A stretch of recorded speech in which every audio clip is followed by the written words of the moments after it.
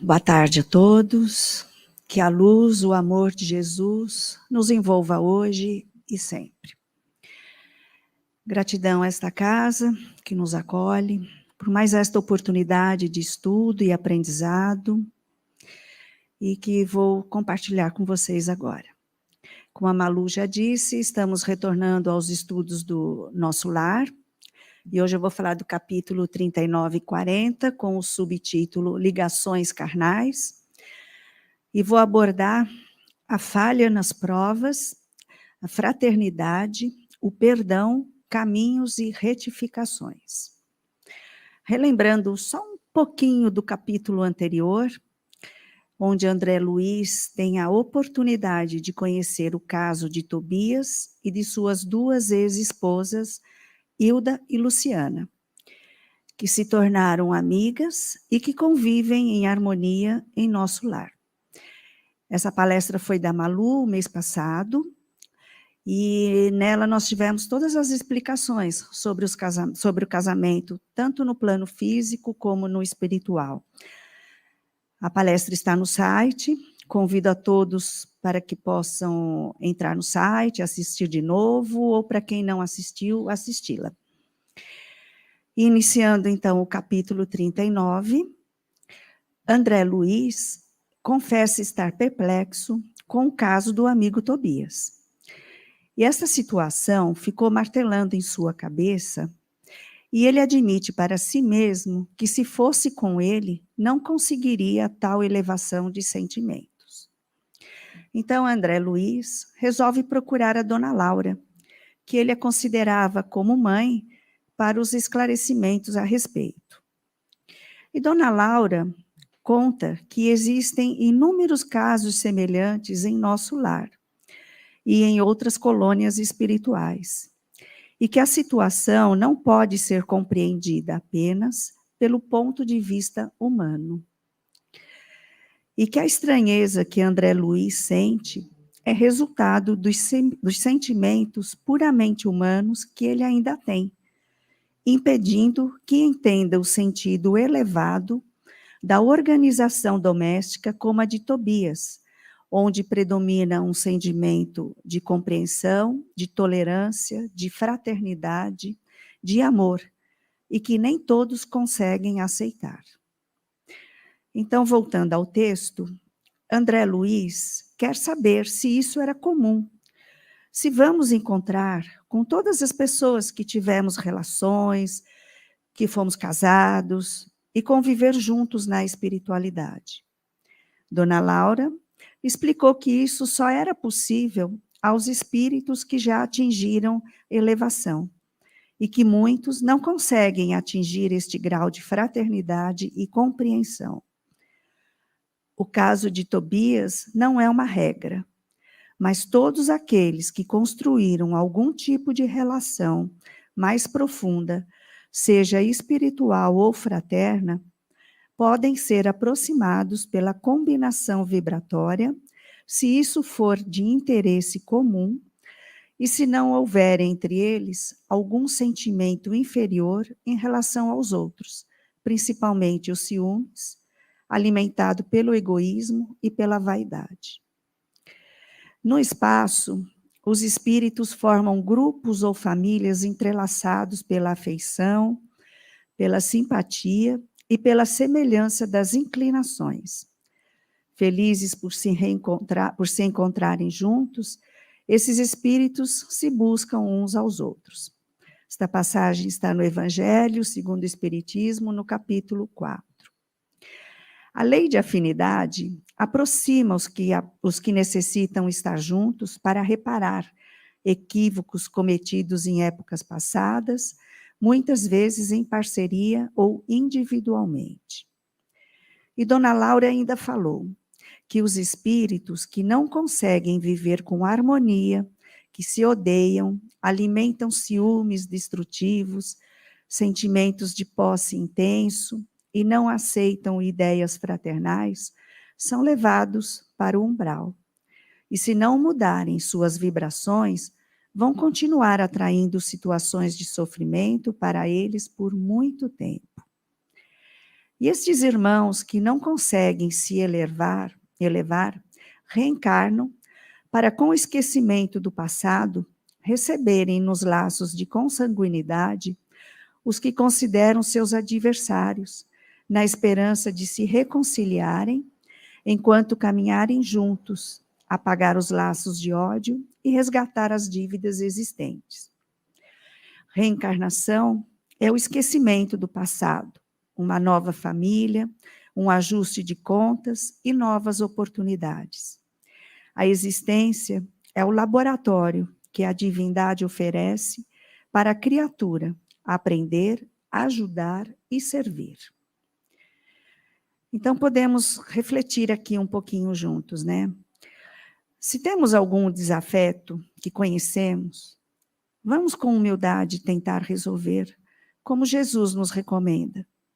Reconcilia-te com teu inimigo enquanto está a caminho com ele. Pedir perdão, perdoar, mas perdoar não só com palavras. Perdoai as nossas ofensas, assim como nós perdoamos os nossos inimigos. Segundo Jesus, o nosso perdão depende de perdoarmos os nossos inimigos. E a doutrina espírita ainda acrescenta que o nosso perdão está sempre condicionado ao nosso arrependimento e à reparação de nossos erros. Muitas vezes, falhamos em nossos compromissos assumidos e nos endividamos infinitamente. Mas Jesus, como nosso guia e modelo a ser seguido, através dos seus ensinamentos, podemos transformar os nossos pensamentos, os nossos sentimentos, as nossas atitudes. E essa transformação, ela não ocorre de uma hora para outra, de um dia para outro. Leva séculos, mas nós temos que começar. E quanto mais rápido, melhor. Não é mesmo, gente? E seja qual for o momento em que nos encontremos, sempre haverá possibilidades de retomar caminhos melhores. Façamos do erro o momento do aprendizado, do arrependimento, o início de escolhas melhores. Viver fraternalmente, colocando o amor acima de todas as relações.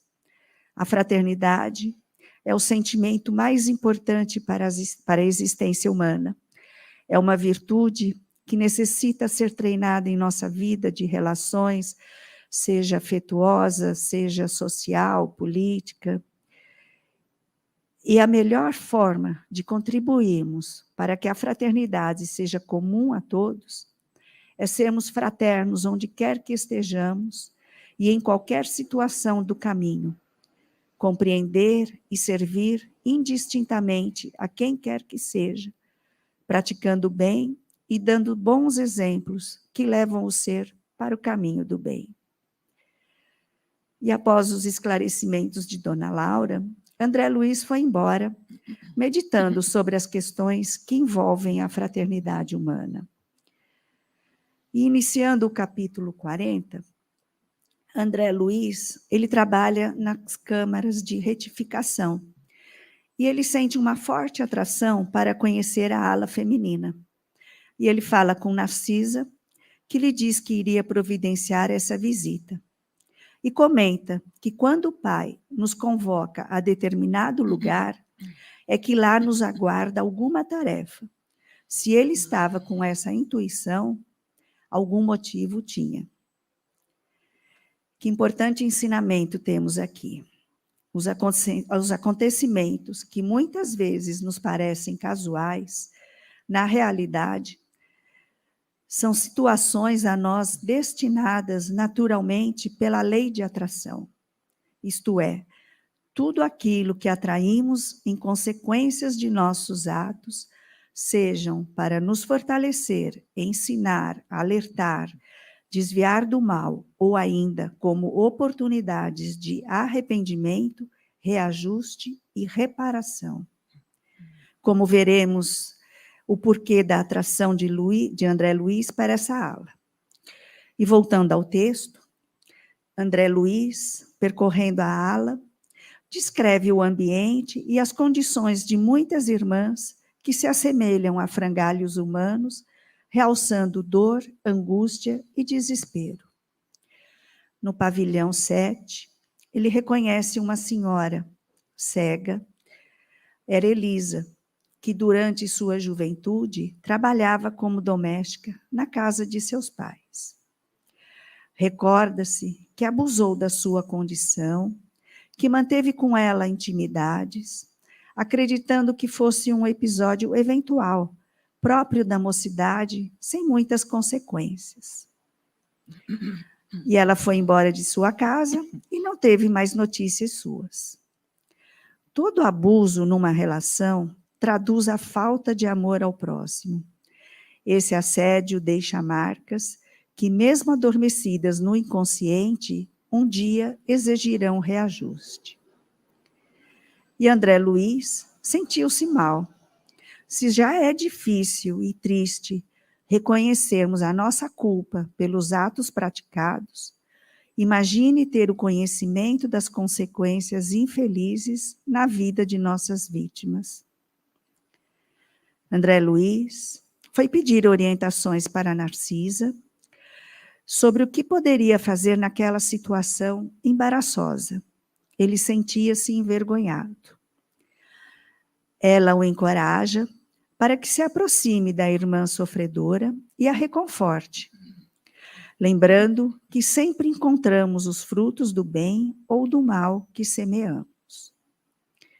André Luiz, então, se aproxima de Elisa com palavras confortadoras.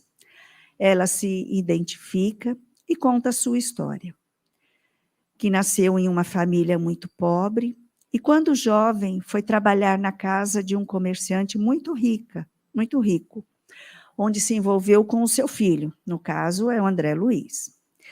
E quando percebeu que não se casaria com ele, saiu do trabalho e que, ao invés de arrumar outro emprego, que se entregou ao prazer e ao luxo, até que ficou doente, cega e veio a falecer. Contou ainda que sofreu muito no umbral, mas que sempre orou, até que foi socorrida. André Luiz pergunta a ela sobre o homem que a fez infeliz. Ela conta que inicialmente o odiava muito, mas que, com a ajuda da irmã Narcisa, enxergou que também errou muito e que a culpa deveria ser compartilhada entre ela e ele.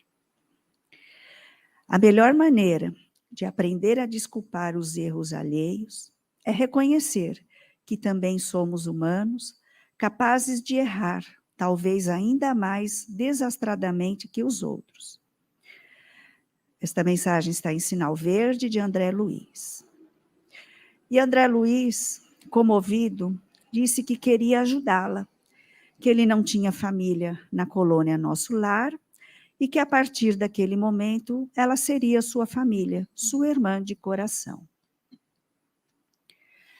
Essa atitude era o começo de uma reconciliação, a oportunidade de pedir perdão, de um perdão mútuo. Com essa história pessoal de André Luiz, vemos como tudo o que plantamos, que fazemos, origina frutos, consequências.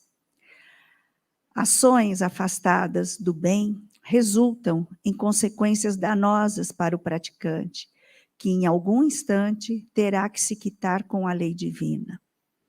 No entanto, se os atos praticados refletem o bem, é também pela lei da colheita, que os frutos edificantes nutrem o crescimento espiritual pela prática da fraternidade. E será que estamos preparados para perdoar, para pedir perdão, para sermos perdoados ou não? E ainda mais importante, tomar atitudes, partir para a ação da reparação. Não adianta ficar só chorando o leite derramado. Bem-aventurados os devedores, que estão na condição de pagar. Basta vencer o orgulho, a vaidade, o egoísmo, atuando na oportunidade do resgate de suas dívidas de forma consciente, visando a sua evolução espiritual. E como podemos reparar o mal? beneficiando o nosso próximo. Poderemos transformar o nosso remorso em atitudes do bem daquele ser, resgatando os sentimentos de amor fraterno, que deve sempre prevalecer nos corações.